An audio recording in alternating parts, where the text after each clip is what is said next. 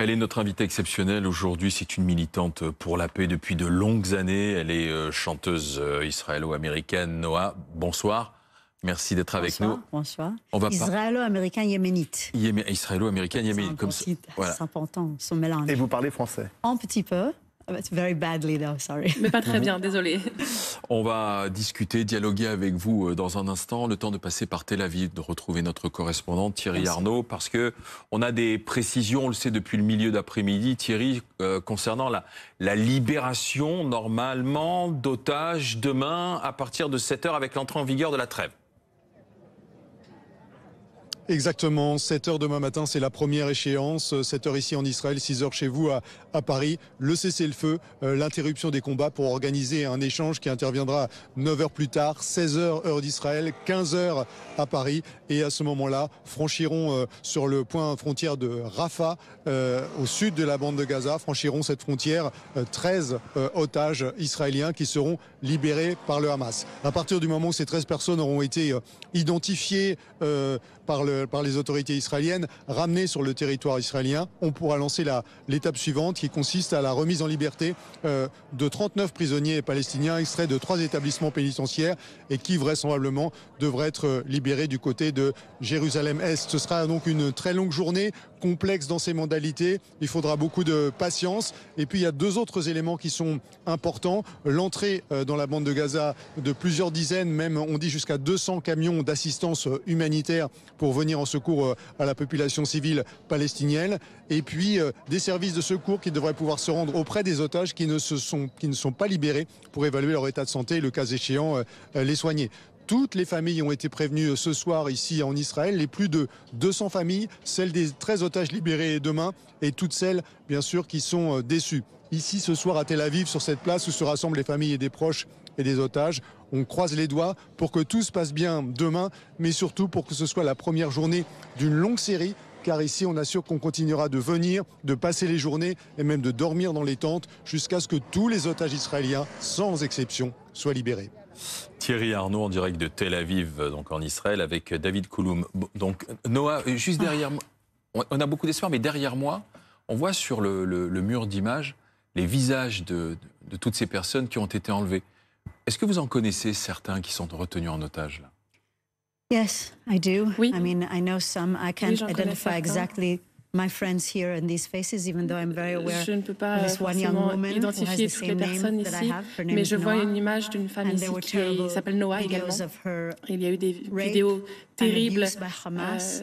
où on In voit fact, qu'elle some est people violée called et me violentée par thinking le maybe it Hamas. was me because Et en we fait, have j'ai the des amis same qui m'ont face. appelé parce qu'ils ont cru It que was c'était moi, terrible. parce qu'on se ressemble beaucoup. Friends of ours, peace C'est vraiment activists, horrible. are either Certains de murdered nos amis or qui sont being held militants by pour la Hamas. paix ont été The assassinés tragedy ou of sont the retenus 7th of en October otage. is something I cannot describe with Le 7 words. octobre, je ne peux pas vraiment le décrire avec des mots. The families of the hostages, Les familles what they are des suffering otages now is inhuman. Even souffrent not de knowing manière who will be complètement released, inhumaine. when they On ne will sait be pas released. quand We have ils vont babies, être 10-month-old libérés. Il y a baby we des see down bébés, on there. voit ici un bébé de I 9 mean, mois. it's torture. It's torture. C'est de la It's torture for torture. everybody. C'est de la torture pour tout le monde.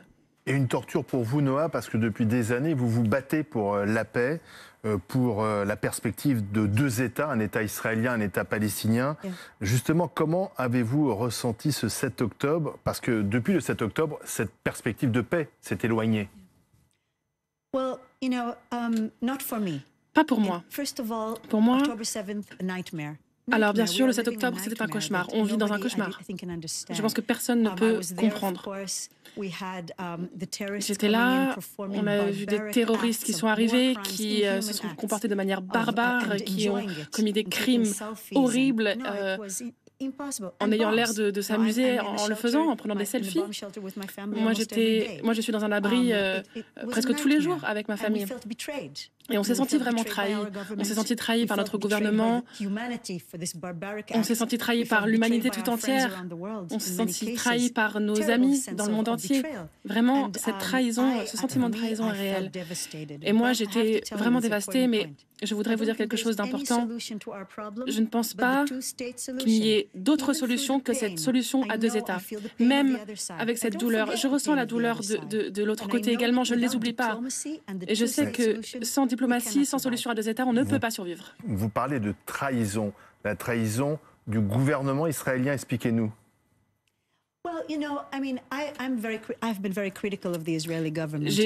J'ai souvent critiqué le gouvernement israélien. Ce n'est pas la première fois, je le fais depuis des années et je continue à être très critique du gouvernement. Mais en même temps, j'aimerais bien voir les Palestiniens critiquer également leurs dirigeants. Ils ont vraiment un problème là-bas. Le Hamas ne représente pas les Palestiniens. C'est une organisation terroriste qui veut détruire les Juifs et détruire l'État d'Israël. Ils ne vont pas amener la paix pour le peuple palestinien. Ils utilisent en fait leur peuple palestinien et les violentent comme ils violentent notre propre population. Donc oui, je critique mon gouvernement, mais tous les habitants du monde arabe devraient critiquer le terrorisme. Et il faut que l'on trouve des forces modérées qui peuvent se réunir pour créer la paix ensemble. En tant que citoyenne israélienne, j'appelle les pays arabes modérés, l'Arabie Saoudite, les Émirats Arabes Unis, le Maroc, l'Égypte, la Jordanie, l'Europe même. Venez, il faut que les forces internationales se retrouvent pour arrêter la violence, pour éradiquer le Hamas, pour protéger les Palestiniens et les Israéliens et pour qu'on trouve un accord. Mais vous dites la paix n'est pas possible avec le Hamas. Non, le Hamas ne veut pas la paix. Mais le Hamas ne représente pas le peuple palestinien. Le Hamas ne représente pas l'islam. Je connais assez bien l'islam pour pouvoir le dire. Et le Hamas ne représente pas les personnes qui veulent vivre. Il faut des options. Mais je pense qu'il y en a. Mais vous dites la paix n'est pas possible avec le Hamas. Est-elle possible avec Benyamin Netanyahou? Personnellement, je ne pense pas. Je pense que le peuple israélien ne peuvent pas accepter cela. Nous sommes en train de nous battre maintenant. Israël est attaqué par le Hamas à Gaza, par le Hezbollah au Liban. On est un tout petit pays. C'est un tout petit pays. Donc maintenant, on est tous très inquiets. Mais je pense qu'après cela, les Israéliens n'accepteront plus Benyamin Netanyahou et son gouvernement corrompu. Je pense qu'une grande partie des Israéliens sont contre Netanyahou. Il nous faut un meilleur gouvernement. Je pense que les Palestiniens voudront cela aussi, parce qu'ils comprennent que tout cela, le terrorisme ne nous amène pas à la vie. Tous ceux qui veulent la vie doivent faire les bons choix. Je voudrais citer Yitzhak Rabin. Il a été assassiné. Je chantais sur scène ce soir-là où il a été assassiné. J'étais là. C'était un concert pour la paix avec Gildor et on était tellement heureux. Il y avait des centaines de milliers de personnes qui étaient là. Il avait été assassiné par un juif orthodoxe, il faut le rappeler. Oui, un extrémiste radical. L'extrémisme, ça détruit tout pour tout le monde. 10 minutes après notre performance, il a été assassiné. Et à ce moment, j'ai décidé d'être une militante pour la paix. Mais il a dit quelque chose de très important. Il a dit il faut combattre le terrorisme comme s'il n'y avait pas de paix et il faut faire la paix comme s'il n'y avait pas de terrorisme. On ne peut pas laisser les terroristes détruire notre ambition pour la paix. C'est la seule façon de vivre. Et je crois que le peuple palestinien et tout le monde arabe et tout le monde musulman, je pense que la plupart de ces personnes-là veulent la paix et on y arrivera. Ulysse Gosset, est-ce que l'opinion exprimée par Noah ce soir est une opinion qui est partagée par de nombreux Israéliens? Alors c'est vrai qu'aujourd'hui, il y a une défiance à l'égard du Premier ministre qui est accusé d'être responsable finalement de la situation du 7 octobre et de l'attaque terroriste parce qu'il n'a pas pu l'empêcher. Les services de renseignement auraient été prévenus, il n'en a pas tenu compte, il n'a pas voulu en tenir compte, il n'a pas cru. La question qui se pose aujourd'hui, c'est de savoir si le Premier ministre est l'homme de la situation. Il y a une unité aujourd'hui en Israël pour faire face à la situation. Est-ce que cette unité va durer? Est-ce qu'il va être capable de faire libérer tous les otages en particulier? Est-ce que vous avez confiance dans ce cabinet militaire qui a été créé pour conduire la guerre et obtenir la libération des otages tout en éliminant le Hamas? Look, j'ai confiance en l'armée israélienne.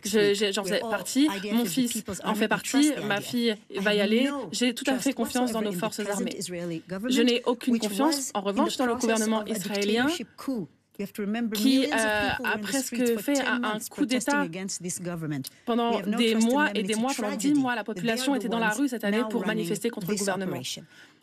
Mais là, je pense qu'il faut que nous puissions bénéficier de l'intervention de la communauté internationale. J'ai parlé au pape, j'ai parlé à beaucoup de personnes dans le monde. Beaucoup disent qu'ils veulent nous aider. Je ne vois pas assez d'aide venant de la communauté internationale pour nous aider à ramener les otages. J'espère que vraiment cela va pouvoir se faire.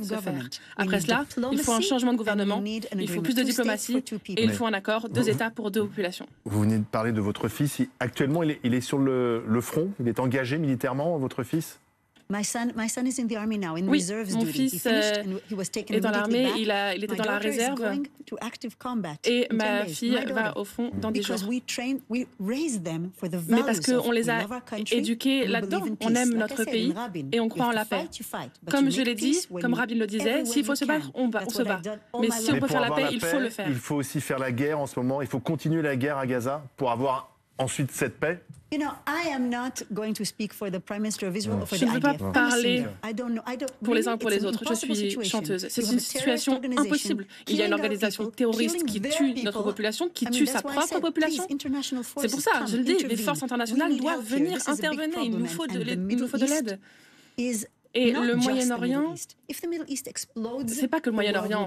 Si le Moyen-Orient explose, le monde va enregistrer les conséquences. Donc, il nous faut une intervention internationale. Donc, comme pour le citer encore Yitzhak Rabin, il faut combattre le terrorisme comme s'il n'y avait pas de paix et il faut faire la paix comme s'il n'y avait pas de terrorisme. Les femmes et les enfants, les hommes que l'on voit morts dans les décombres de Gaza, à qui est-ce la faute ? Est-ce la faute du Hamas? Est-ce la faute de la riposte israélienne? C'est une tragédie. La guerre, c'est toujours une tragédie. Et on doit tout faire pour éviter la guerre. Donc je demande, qu'est-ce que veulent les gens? Est-ce que le Hamas veut la paix? Non. Le Hamas n'a jamais dit « nous voulons la paix ».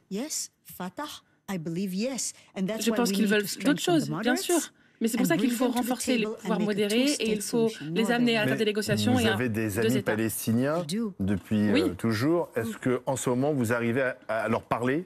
C'est possible d'avoir une conversation, d'échanger avec eux? C'est pas facile, mais je dois le dire. En Israël, on continue la discussion, les citoyens israéliens qui sont palestiniens, les juifs qui sont palestiniens, on a des discussions tout le temps. J'ai des amis qui sont à Gaza qui souffrent. Certaines personnes en Israël pensent qu'à Gaza, tout le monde appartient au Hamas. Non, il y a également des victimes du Hamas et il faut comprendre que Hamas, c'est l'ennemi du peuple palestinien autant que c'est l'ennemi du peuple israélien. Et il faut sauver les innocents à Gaza et il faut sauver les innocents dans notre pays. Et c'est pour ça qu'on a besoin d'une intervention internationale et on a besoin de la paix. Et je pense vraiment qu'on va y arriver. Oui, vous savez que jusqu'à présent, ni l'Égypte qui a été sollicitée, ni les Nations Unies ne veulent prendre en charge la situation à Gaza et notamment le sort des centaines de milliers de Palestiniens qui n'ont plus de maison, qui ont tout perdu. Est-ce que vous croyez possible, après la guerre, le retour à une solution de 2 États ? Est-ce que c'est quelque chose de réaliste? Joe Biden a proposé, par exemple, de réunifier la Cisjordanie et Gaza. Emmanuel Macron relance la solution de 2 États. Qu'est-ce que vous en pensez, vous? Est-ce que c'est possible? Et vous dites que les Palestiniens, vous aimeriez qu'ils condamnent plus ce qui s'est passé le 7 octobre, ce qui n'a pas été le cas. Donc, est-ce qu'on peut attendre des Palestiniens qu'ils soient finalement à même de condamner, comme le font les autres, ce qui s'est passé le 7 octobre? Et est-ce que vous croyez qu'il peut y avoir une solution à 2 États? Il y a beaucoup de Palestiniens qui sont déjà en train de condamner la situation. Je suis sur les réseaux sociaux, je ne sais pas vous, mais j'y suis. On peut voir beaucoup de vidéos de Palestiniens qui disent « ce n'est pas nous, c'est pas ça qu'on veut, c'est pas ce qu'on choisit ». Mais je parle de l'autorité palestinienne qui n'a pas condamné, l'autorité palestinienne par exemple. Oui, moi je parle du peuple. Le gouvernement suit la population. On a des leaders lâches. Ce sont des lâches. Il faut du courage pour faire la paix. On n'a pas de bons dirigeants, ni les Israéliens, ni les Palestiniens. Mais ça peut changer.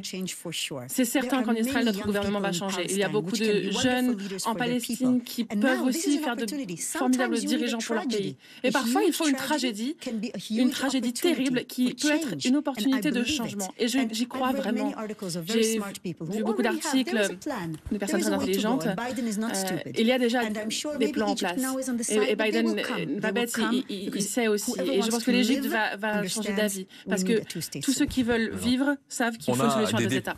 On a ici en France des députés qui ont choisi de parrainer des otages. Ils ont défilé à côté de l'Assemblée nationale, à côté du Sénat, pour dire, voilà, ces enfants, ces otages, nous pensons à eux, vous voyez, en brandissant les portraits. Il faut que les politiques se mobilisent comme ça?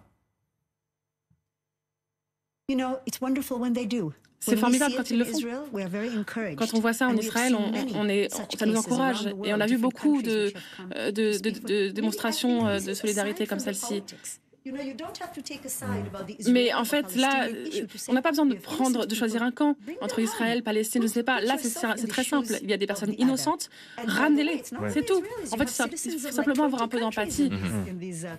Et en plus, il n'y a pas que des Israéliens sur ces photos. Oui, mais en même temps, les actes antisémites ont explosé en France et depuis le 7 octobre, hein, au lendemain du massacre en Israël. Ça vous inspire quoi en fait? Oui, j'en ai entendu parler, c'est terrible. On vit dans un monde qui est très polarisé, un monde qui est empoisonné d'extrémisme, de haine. Et les gens ne parlent plus de manière sérieuse, ils n'ont pas de vraies conversations, ils mettent des stories sur Instagram. L'antisémitisme, c'est un résultat de ces conversations toxiques qu'on a. Et c'est horrible et il faut que ce soit atténué, géré par les autorités comme possible. Mais je veux revenir à l'essence même du sujet. Je crois que si Israël et la Palestine trouvaient une solution, et on le fera, alors on aurait moins d'antisémitisme, il y aurait moins de violence, il y aurait de l'espoir pour le Moyen-Orient et de l'espoir pour le monde. Jérusalem, la ville des Lumières pour les 3 religions monothéistes, ça devrait être une ville de paix. Mais et ça doit beaucoup de arriver. Français juifs ont peur aujourd'hui en France. Et des personnalités également comme l'animateur Arthur, je ne sais pas si vous le connaissez, qui a déclaré ce matin que sa protection avait été renforcée. Vous-même, vous êtes protégé? Non. Non, je n'ai pas de garde du corps, je ne vis pas dans la peur. Je comprends tout à fait Arthur. Il est très célèbre, il vit ici, j'ai entendu, je comprends. Mais la peur, ce n'est pas le bon chemin. On peut ressentir la peur, mais il ne faut pas que nos actions soient motivées par la peur. Nos actions doivent être motivées par notre cœur et notre tête et notre cerveau. Et il faut voir où on veut aller à l'avenir. Il faut qu'on voit l'avenir, qu'on aille vers l'avenir. Et je voudrais demander aux dirigeants religieux, où sont-ils? Les imams, les rabbins, les prêtres, qu'ils disent on ne tue pas au nom de Dieu, on ne haït pas au nom de Dieu, qu'ils viennent, venez, parlez. Mais comment expliquez-vous le silence, par exemple, de grandes têtes d'affiche comme des sportifs qui hésitent, qui ne veulent pas s'engager, d'autres artistes, en se disant j'ai peut-être plus à perdre qu'à gagner dans cette histoire, quoi, en fait? C'est exactement ça. Ils ont peur. C'est la peur. Il y a eu des menaces de mort aussi. Hein. Le terrorisme, c'est ça. C'est le terrorisme. 5 terroristes qui mettent de la peur dans le cœur des gens, ça empoisonne. Vous savez, un puits d'eau peut être empoisonné par une goutte de poison. C'est ça le terrorisme. Et c'est pour ça que c'est dangereux. C'est pour ça qu'il faut éliminer le terrorisme de nos vies pour pouvoir avoir une conversation décente. Vous deviez venir chanter ici en France. Et je crois que vos producteurs avaient peur pour vous. Oui. Alors, en octobre, c'est moi qui ai annulé mes concerts. Je n'étais pas ravie de le faire parce que j'adore la France, mais et j'adore j'adore les Français et je pense que c'était important pour moi de mélanger la paix et la musique, mais du coup, je ne pouvais pas juste après le début de la guerre. Mais en novembre, ils avaient peur pour ma sécurité. Mais je vais revenir. Je veux vraiment pouvoir parler, m'exprimer au nom de la paix. Il faut dire que le terrorisme, ce n'est pas le bon chemin. Il faut une solution qui permettra à nos enfants d'avoir une vie différente. Israël, Palestine, 2 États pour 2 populations. En attendant de chanter peut-être sur une scène parisienne, vous pourriez chanter ici sur le plateau. Je crois qu'il y a... Vous étiez en Italie hier au soir, vous avez chanté. Oui, j'ai pu faire 2 concerts en Italie. Et je vais au Luxembourg après cela. Tout petit pays. Pas besoin forcément d'un grand pays. Mais je vais vous chanter quelques lignes d'une chanson que j'ai chantée avec Gildor à l'Eurovision. Les paroles sont assez importantes. Elles disent « Et quand je pleure pour nous deux. Ma douleur n'a pas de nom. Quand je pleure vers un ciel impitoyable et je dis « Il doit y avoir un autre chemin. » And when I cry for both of us. My pain has no name. And when I cry to the merciless sky and say, there must be another way. Bravo. Écoutez, merci. On dit que la musique simplement, adoucit est-ce les qu'on peut mœurs. revenir à votre sentiment profond là, demain matin à 6h, c'est le début d'une pause des combats et peut-être la libération des otages. Qu'est-ce que vous en... J'espère qu'ils vont être libérés, tous, chacun d'entre eux, très bientôt. Merci Noa, merci d'être venu sur le plateau de BFM TV. Merci de m'avoir reçu.